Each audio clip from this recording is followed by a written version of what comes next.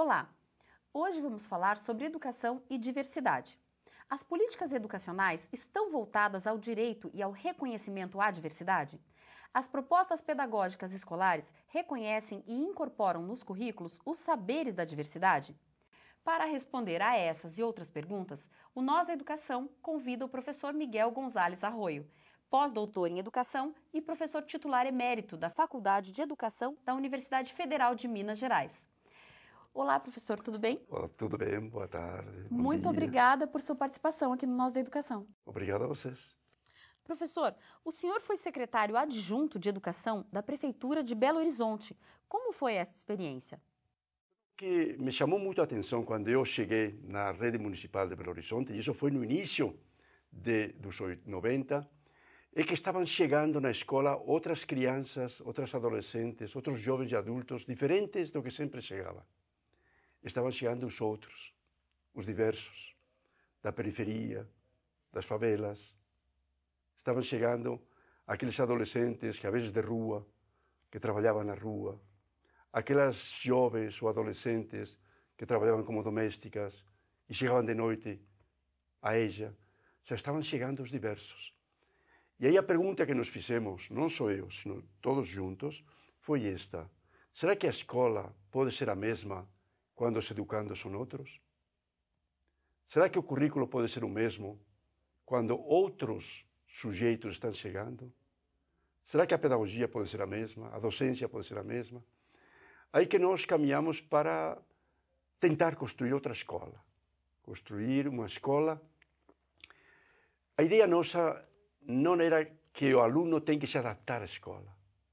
É a escola que tem que se adaptar ao aluno. E aí se deu a implantação da proposta político-pedagógica da escola plural. Exatamente. E a ideia da palavra plural vinha um pouco dessa... que se estão chegando os que nunca chegaram, estão chegando outros, se há uma pluralidade de infâncias, de adolescências, de jovens e adultos chegando, que escola poderá dar conta dessa pluralidade? Uma escola plural. E aí que surge a ideia de uma escola plural, um currículo plural, que dê conta da formação de todas as dimensões, tá? Que incorpore os saberes plurais que eles levam, as vivências plurais que eles levam. Essa que é a ideia da plural, vinculada sempre à diversidade. A nossa sociedade é uma sociedade muito diversa, muito plural. E toda pluralidade é mais rica do que a singularidade. E quais foram os resultados desta experiência, professor? Eu diria que os resultados dessa experiência foram, em primeiro lugar, tentar que os alunos, os jovens, adolescentes, crianças, sentissem que a escola era seu lugar. Não era um lugar estranho. Eles queriam ir à escola. Eles se sentiam bem na escola. Eram bem acolhidos. Eu sempre penso que a escola tem que ser um lugar humano para aqueles que vivem em lugares tão desumanos. Então a escola procurava ser isso, um lugar onde quem vinha de um lugar tão desumano, tão desumanizado como é a favela, a vila ou a rua, que ao menos na escola encontrasse um tempo, um espaço de humanidade, de dignidade. Esse foi um grande resultado. E se notava que as famílias gostavam, as famílias deixavam com muita confiança seus filhos na escola. Uma das coisas que eu aprendi é que a família popular confia muito mais na escola do que nenhum outro departamento ou profissional público. A escola para eles é o lugar onde podem deixar seus filhos com toda a confiança. Isto nunca se fala pouco. A mídia fala muito pouco disso. Normalmente se apresenta a escola, sobretudo a escola pública, como se fosse algo negativo, uma experiência negativa. Pode ser negativa para nós, que temos tudo em casa, nossos filhos, nossos netos, mas para uma senhora que sai correndo de dia, já no ralhar do dia para trabalhar, onde é que vai deixar seus filhos? Em casa? Com a irmãzinha de 8 ou 9 anos? A escola. E sabe que na escola vai encontrar uma professora que cuida, que trata com dignidade, com respeito, e ela fica tranquila. A escola pública é muito mais do que essa imagem tão negativa que se coloca. Hoje o que há de mais sério na educação no Brasil é a escola pública. E essa foi a tentativa de uma política educacional que buscava implementar uma política de superação da exclusão escolar, corrigindo as desigualdades sociais? Exatamente. Ou seja, porque se estavam chegando na escola os que nunca chegaram, os desiguais, os outros, né? Vítimas de tantas desigualdades sociais, desigualdades de espaço, de alimentação, de proteção, de trabalho, se estavam chegando os desiguais, marcados, violentados pelas desigualdades sociais, a escola tinha que ser outra, tinha que ser um lugar onde se tratasse todos com dignidade, com igualdade. O problema da produção das desigualdades em nossa história é muito sério, muito sério. Há uma relação entre desigualdades e diversidades. Quem são feitos desiguais? Os diversos. Eu não fui feito desigual, você também não. Meus netos não são feitos como desiguais. Os desiguais são os negros, indígenas, quilombolas, do campo, das florestas. Esses são os feitos desiguais. A nossa sociedade é muito brutal na produção das diversidades em desigualdades. Então, a escola, o que tem que fazer? A escola tem que saber que, se lá chegam os feitos tão desiguais, porque diversos na sociedade, ela tem que tratar a todos com igualdade. Professor, o senhor publicou no ano de 2012 um livro chamado Outros Sujeitos, Outras Pedagogias. Do que exatamente fala esse livro? Quem são os outros sujeitos? Este livro é o último, saiu agora. Saiu junto com um outro que é muito importante, que se chama Corpo e Infância. Corpo e Infância, por outras pedagogias dos corpos. Que é muito importante. A escola, a pedagogia, não presta muito atenção aos corpos. Incomoda nos corpos. Sim. Menino, fica quieto, cala a boca, menino. Entende? Se pudéssemos deixar os corpos na entrada, seria tão bom só trabalhar com as mentes, né? Mas os corpos entram, porque somos corpo. E junto com esse livro, lancei outros sujeitos, outras pedagogias. E o que este livro coloca? Eu coloco um epígrafe neste livro de um grande historiador inglês que morreu este ano ainda, Hobsbawm. Né? E ele diz assim: é a tomada de consciência política das populações primitivas, dos outros, né, que tornou nosso século XX o mais revolucionário da história. Então, a pergunta que eu me faço: quem são esses outros que tornaram o nosso século XX o mais revolucionário da história?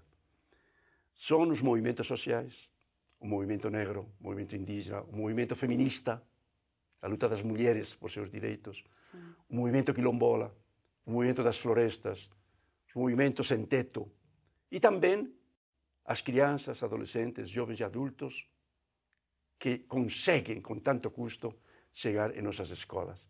Então, a minha ideia nesse livro é fazer essa pergunta: quem são eles? O que nos interrogam? Que provocações eles trazem? Por que nos provocam? Hoje, ser professor e professora é muito mais difícil do que antes. Sim. Por quê? Porque chegam os vitimados da sociedade. E eles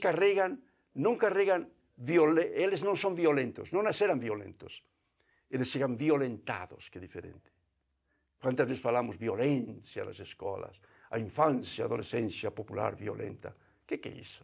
Violentada, que é diferente. E essa é a realidade. Então, quem são esses sujeitos tão violentados que lutam por terra, por teto, por comida, por trabalho, por identidade, por memória, por educação? Quem são eles? Essa é a pergunta de um pouco desse livro aí. E acho que o que está a escola hoje fazendo é, diante dessas interrogações, tentar equacionar boas respostas. Professor, e neste livro há os termos pedagogias de resistência, de libertação e de emancipação. Pode me explicar o que significam? O que eu coloco um pouco na linha do próprio historiador Hobsbawm, um pouco é o seguinte: com que pedagogias esses outros foram tratados em nossa história? Ou com que antipedagogias? Foram tratados com antipedagogias de, como estava falando, de exclusão, de segregação, de opressão, como nos fala Paulo Freire. Né? Olha, é terrível como que eles são tratados até hoje. Nós temos ainda quase 20 milhões abaixo do nível da miséria, da pobreza, miseráveis. Temos 30 milhões que não têm carteira assinada. Sabe? Como? Isso é muito violento para um ser humano. Então, há uma espécie de antipedagogias para fazer que eles fiquem no seu lugar, quieto. Sim. Entende? E suporta isso. E fica quieto. E se não ficar quieto, chumbo. Polícia. Pacificadora. Está vendo? Polícia pacificadora. Sempre as questões sociais foram pensadas questões de polícia. E continuam. Então, o que eu coloco aí é que esses outros resistem, sempre resistiram. O que são os quilombos? Essa história mal contada. É a resistência à escravidão. O que são os indígenas que lutam por seu terreno e morrem, agora recentemente lá no Mato Grosso? Lutam pela terra que era deles. Quem que são as mulheres? Lutam pelo direito nunca reconhecido. Me estão entendendo? Então, essas resistências fazem parte das pedagogias. E essas resistências, para mim, são resistências de libertação. Então, o que eu coloco aí é que a mídia, inclusive vocês da mídia, todos nós, aqui nós, educação, Paulo Freire, o que Paulo Freire nos falava? Há uma pedagogia do oprimido, não para o oprimido. Paulo Freire não escreveu um livro, Pedagogia para o Oprimido. Se você e eu queremos educar os oprimidos, esta é a pedagogia. Não. Ele fala pedagogia deles. Uhum.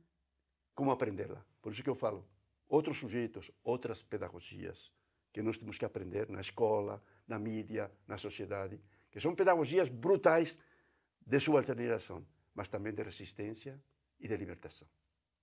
Professor, os movimentos sociais, em ações coletivas e afirmativas, colocaram na pauta política ao longo do tempo a discussão sobre dominação e subordinação. De que maneira isto fica evidente na nossa história? Veja, quando chegam aqui os portugueses e os outros lugares chegaram os antepassados, os espanhóis também, qual foi o grito? Terra à vista. Não é? Mas logo descobriram outros povos à vista. Sim. E aí que começa a ocupação da terra, mas para ocupar essa terra tinham que destruir, subalternizar, eliminar os povos dessa terra. Você sabe que na colonização das Américas morreram mais de 40 milhões de indígenas. E continuam morrendo a lutar por sua terra. Isso é terrível. E isso não se conta. Isso se oculta. Não fica bonito isso na história. Essas são nossas vergonhas históricas. E sempre buscamos ocultar nossas vergonhas, até históricas. E isso não se conta nem na história. Depois veio a escravidão, outra das grandes vergonhas da história da humanidade.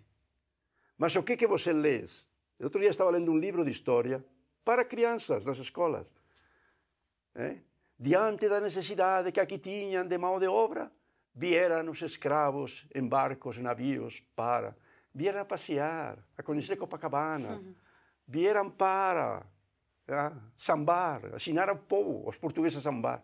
Por favor. Percebe? Como ocultamos nossas vergonhas.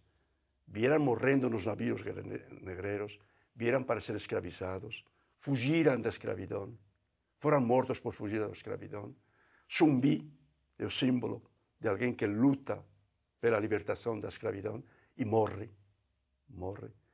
E é interessante que o dia da consciência negra não é o dia 13 de maio. Os negros não querem. É o dia 20, é o dia de Zumbi. Percebe? Esse dia, porque ele é a expressão da consciência negra. Então, estas pedagogias brutais, teríamos que mostrá-las. E não ter vergonha delas. Quando se tem vergonha da história, nunca se supera a história. Que é o que estamos agora com o problema da verdade, não é verdade? Da verdade dos anos de chumbo da ditadura. Sim.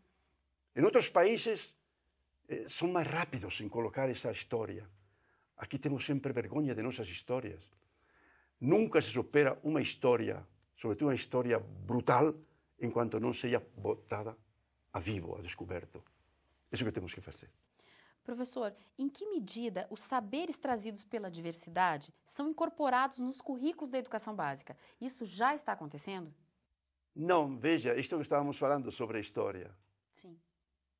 Há uma coisa muito interessante que o Lula, o primeiro decreto que Lula fez foi que era uma reivindicação antiga dos movimentos sociais indígenas, negro, quilombola do campo, foi mudar a LDB, a Lei de Diretrizes Básicas da Educação, e colocar obrigatoriamente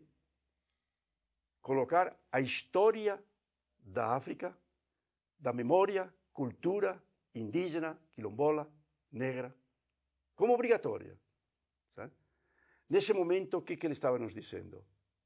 Estava nos dizendo, temos que incorporar a nossa história na história. E na história também da educação. E é muito interessante que o que eu noto, o que eu vejo com eles, com os povos indígenas, quilombolas, negros, quando defendem que sua história entre, não defendem que entre assim como um tema transversal, que entre assim para, como se fosse a azeitona para enfeitar um... Não, não, não. Eles falam, se a nossa história entrar, temos que rever toda a história. Sim, tem que ser incorporada de fato essa história. Tem que ser incorporada e questionar a história oficial hegemônica mal contada, porque ela não é também verdadeira. Sim. Enquanto não se incorpora a história da diversidade, a outra história não é verdadeira. No próximo bloco, vamos falar sobre a Conferência Nacional de Educação e o eixo Educação e Diversidade.